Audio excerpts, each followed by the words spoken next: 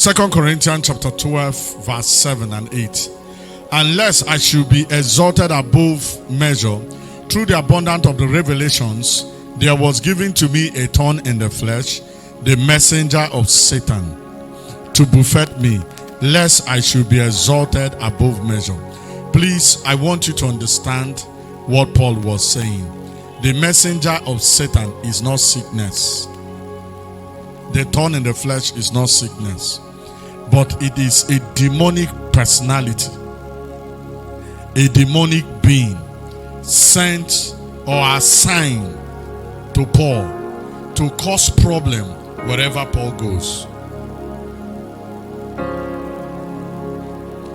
How many of us here, you have met somebody in Uyo with a particular behavior towards you, and you come to Calabar, you met another person with the same behavior with a person in Uyo towards you? Or in your secondary school, there is somebody that is always tormenting you. You left that school and got transferred to another school. You still meet somebody with the same behavior.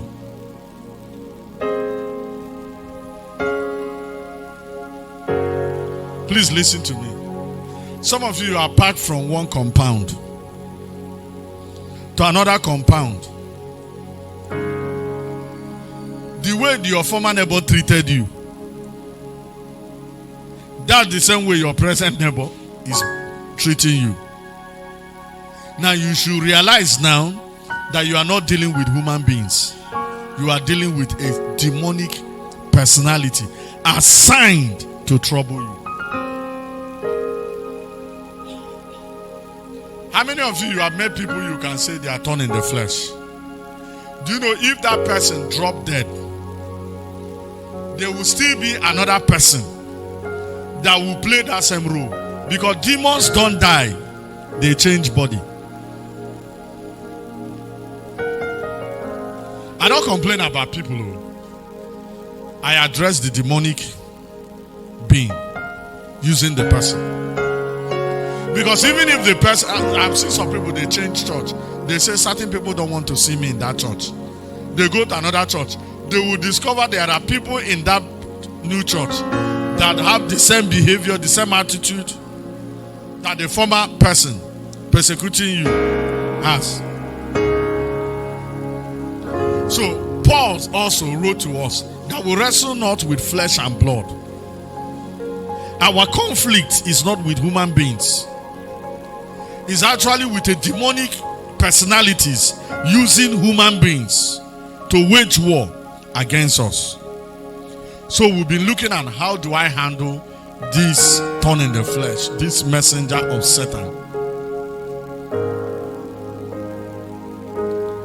that was sent to buffet us. How do you handle it? Listen to me. For the fact that you are gifted does not mean you will have it free. You will have it without a fight. For the fact that you have revelation, Satan will not fold his hand and watch you begin to dish out the revelation. Hello? There's an opponent. There will be an opposition. And to hear me, for the fact that you are fair and fine does not mean that a man will just walk into your house and say, I want to marry you. There's a devil somewhere that will say, I won't allow it to happen. Are you hearing what I'm saying? Now there are people, because of their destiny, devil have assigned a demonic personality to follow them. Show me your battle, I will show you your destiny. If there's no devil troubling you anywhere, you have no destiny. While there is a great destiny, there is a great enemy. What of Moses? Before Moses was born, there's a decree that was passed to eliminate him. He has not been born, but there's a decree that was passed.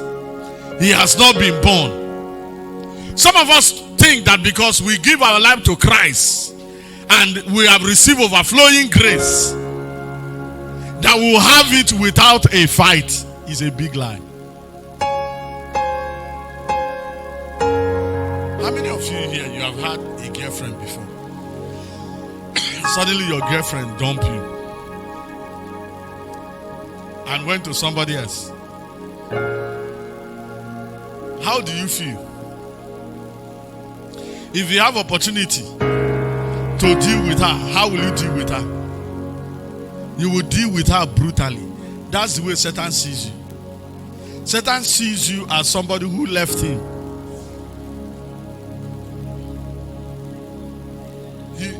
He is not smiling with you.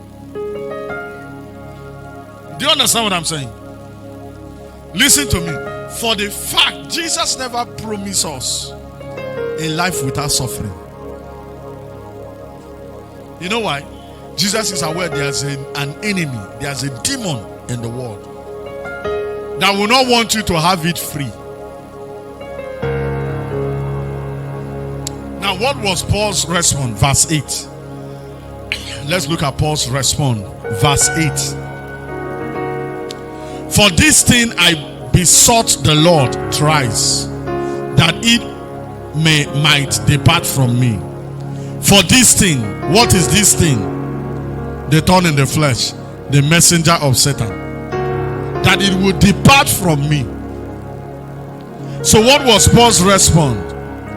He besought the Lord. We have looked at that word besought. We discover that what it means, he prayed earnestly. He prayed intensively. He prayed with his might. He prayed the prayer of importunity. That's why he prayed 3 times on the same subject. That this messenger of Satan will depart from me. So what should be our response to demonic influence situations that exist in our life? Prayer.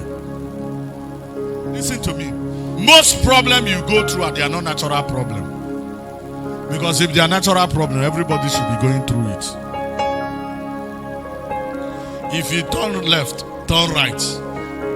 The way they beat Paul in the Bible, I don't think they beat Peter that way. Study your Bible. Paul gave a list of what he went through for preaching the gospel. I said, why Paul? Until I read this place. A messenger of Satan was sent to buffet him. He had more revelation than any other person. Satan said, how many of you know that if you are in a football match and you are playing with Messi, or you are a coach and your team is playing with Messi and Mbappe and Neymar, will you tell your players to be marking the defenders? In fact, there's one man you should be looking out. Your coach will tell you, you people should be looking out for the most dangerous man, the most gifted man in the field, which is Messi. Because in 60 seconds he can wreck your team. So Paul was like the Messi of the day in the preaching of the king, the gospel of the kingdom. So Satan, as an intelligent being, assigned one angel. Leave Peter alone. If you see Peter, allow him to preach. If you see James, leave him alone. How many of you can relate with this? There seems there's a time that everybody is having it easy, but you are not having it easy. How many of you have noticed people you are better than, they are succeeding, but you try, it's not working? Am I talking to somebody this evening? People who are not putting as much effort as you do, they are making it, but you are not making it. It seems as if you put your hand, that's when it will spoil. No, not be you spoil them. There's a messenger of Satan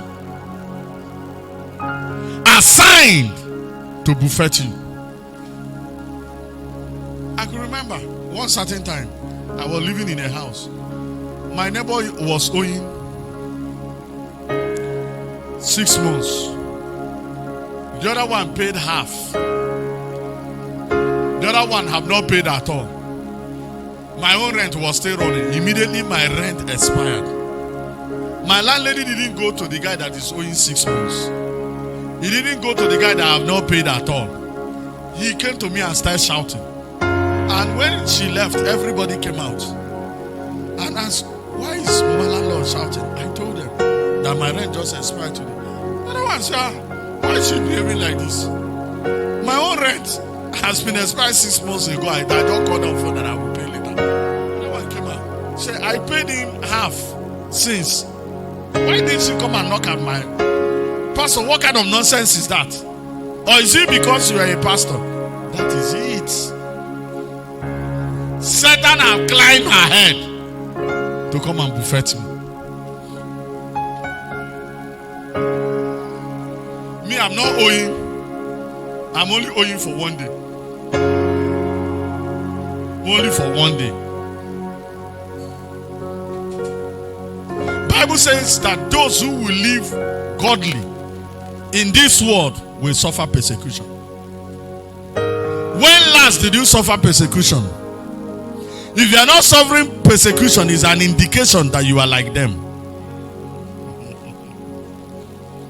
See, opposition is natural heritage for those who are in position in the kingdom. If you are in position in the kingdom, there's a position God has given to you. There is something God has given to you. Men will oppose you. Men that are influenced by Satan will oppose you.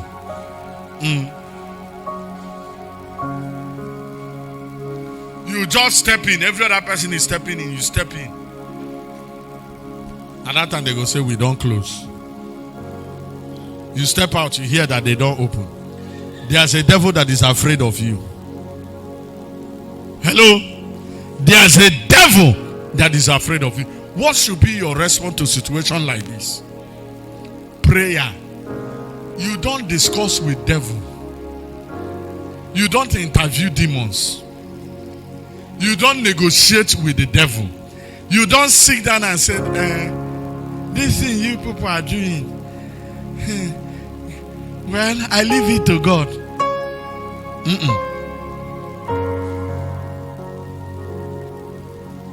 How many of you have find yourself in a situation that a particular set of people keep poking you? There's a demon that is afraid of your emergence. And most times you say, I don't know what I have. I don't know what I have done. In fact, I have nothing. I don't know why they are treating me like this. Oh, I know. They have seen your destiny. You have not seen it. They have seen your destiny. Listen to me. If you are not going through stuff, I know your destiny is not great. But if your destiny is great, there's a devil somewhere that will want to fight you. Those who carry great destiny, the enemy fight them early. Example, Moses. Before Moses was born, a decree was passed that every male child should be killed. Who was the target? Moses. When Jesus was born, a decree was passed. Every male child should be killed. Who was the target? Jesus. Your battles in life reveals your destiny. If you have a great destiny, know there's a great devil that you have to confront. Running away is not an option. Listen, there's a prophet called Elijah in the Bible. How many of you know him? A prophet called Elijah. He ran away from who? A woman called Jezebel, who was a wife of a king.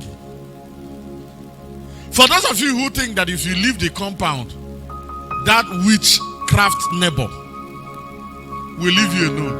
No. As you enter into the other neighborhood, that same spirit will possess somebody and confront you. What was the prayer of Elijah when Jezebel attacked Elijah? Take my life. Isn't it? But his assignment did not finish. So he didn't die. God took him. He came back in the body of who? John the Baptist. The same demon came back in the body of who? Herodias. Spirits don't die, they change body. So a day, a spirit was moving, and the other spirit said, wait, I think say Elijah don't go. So the spirit of Elijah is back again. Okay, we'll see. Because the spirit of Elijah refused to confront that demonic being. That demonic being ended up cutting off the head of John the Baptist. Listen, the enemy you fail to confront will not only confront you, he might also confront your children. Listen to me. And please understand, the enemy we are talking about here, is not human beings, it's spirit beings. Listen to me, they are not human beings.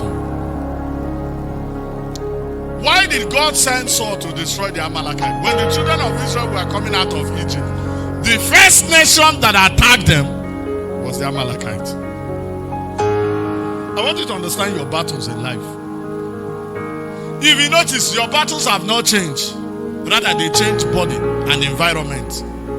But it's the same old devil. Your battle is peculiar to your destiny. If you want to understand your destiny, look at what you struggle most with. For example, if you're always sick, if they sneeze, you mosquito, know that your destiny have to do with something with health. It's either you are called to be a doctor, or you are called to be a healer, or you are called to work in hospital, or to own. The devil does not want you. In any area that devil attack you the most, go and check. You are more gifted in that area. In area, for example, if poverty is attacking your family, look down very well. There is something inside of you that is enough to start a revolution against poverty. All our battles in life, they are not the same. What is fighting me is not what is fighting you. Even if you are twins, what is fighting your twin brother or sister is not what is fighting you. What should be your response to this? Not complaining, not murmuring. Rather, prayer. In the Old Testament, please listen to me. Beseeching God is one of the patterns in handling difficult situations. Beseeching God, like Paul did. Paul was using an Old Testament pattern. And in life, if you want to succeed, you must look out for patterns.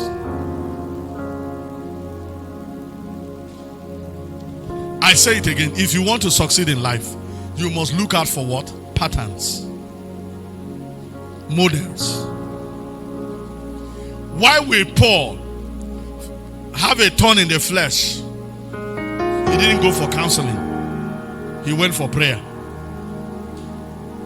Because it's a pattern in the Old Testament that when you are facing difficult situation, you pray. Remember, Paul's scripture is what we call Old Testament, or Paul's Bible is what we refer to now as Old Testament, because they didn't have New Testament. So Paul, being a student of the scripture, was able to discover this pattern. In life, when you are going through stuff, search the Bible for a pattern. This thing I'm going through, has somebody somewhere ever gone through it? What was the person's response? Because God is not partial. Hello? God is not what? Partial. And life runs by principle. And principle is not a respecter of persons. If a native doctor walked inside this place and go to the switch box of these fans and turn it off, all the fans will go off. If a Muslim walk, he will obey. Now in Bible, there are many patterns.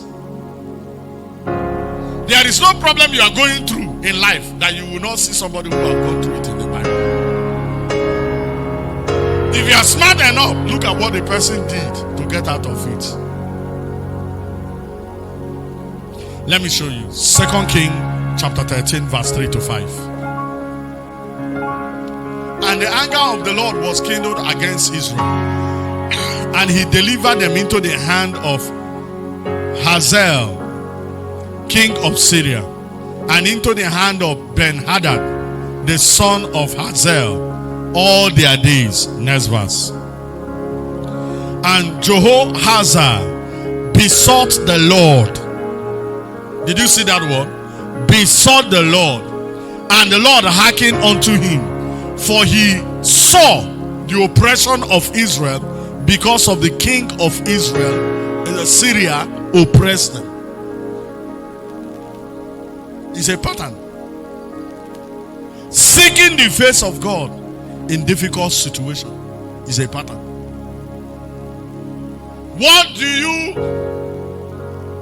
have to do when you are facing a difficult situation?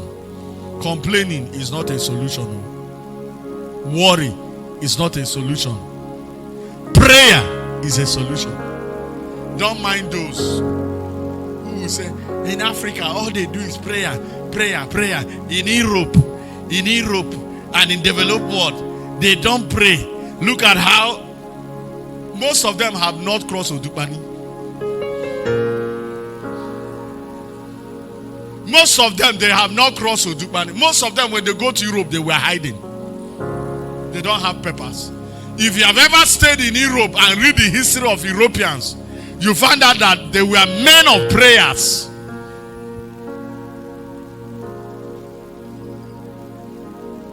Don't allow anybody to deceive you. If you read the history of America, you will discover that Americans had men of prayers. Men that pray different kinds of prayers, diverse kinds of prayers.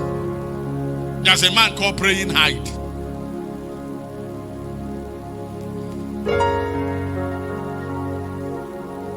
A man that died with the map of the whole world on his knees, praying for revival to come all over the whole world.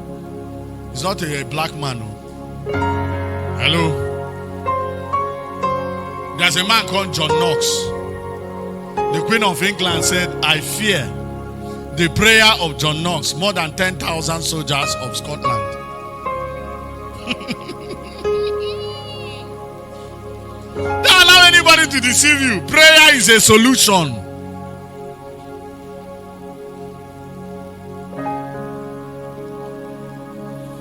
Second Chronicles chapter 33.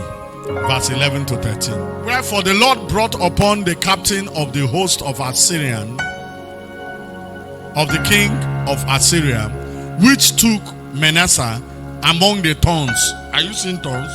Mm-hmm. And brought him with filters and carried him to Babylon. Next verse.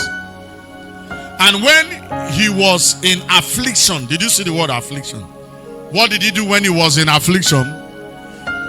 He besought the Lord his God and humbled himself greatly before the God of his fathers. Next verse. And prayed unto him, and he was entreated of him, and had his supplication, and brought him again to Jerusalem to his kingdom. Then Manasseh knew that the Lord, he was God. What if this guy didn't pray? There's another guy that was also captured by the Babylonian. He stayed in exile for 37 years and died there. Do you know why he died there? He never prayed. But Manasseh, when he was in affliction, he besought the Lord. He prayed died. He humbled himself. And God brought him again to his kingdom. That means that God released him. It's not a man that released him. God released him. James chapter 5 verse 13. Let him gossip. Let him get angry with the pastor, like Nigerians are doing on Facebook. Because there's an affliction in the land. Instead of us to respond biblical way, we are responding our own way. Go to Facebook, talk about pastors. That's not the solution. Is any afflicted? Let me read it from International Standard Version. It says, is anyone among you suffering? Let him blame it on pastor. Is that what Bible says? What is our response in time of affliction and suffering? We should blame people. Blame it on your uncle. You see, nobody knows what I'm going through. Nobody knows what I'm going through. You people don't care. You people don't care. It's not a solution. It's not a solution. It's not a solution. There is no place that is recommended in the Bible. Rather, you will stay long. If you talk that way, you stay long in the affliction. Take it from me, I'm telling you. I preached this Bible for 21 years on pulpit. 21 solid years. So I can tell you the truth. It's not a solution. The more the children of Israel complain and murmur, the more they stay longer in the wilderness. True or false? 40 days turned to 40 years. What kept them in the wilderness? No, the giants in the land? Or the nations? What kept them? They are murmuring and complaining. Is any among you afflicted? Is any suffering? What should be the response? Prayer. Stop blaming people. You see what they are doing to me? See what they are doing to me? Me, I'm going to pack out of this house. I'm going to pack out of. You pack to the next compound. Listen.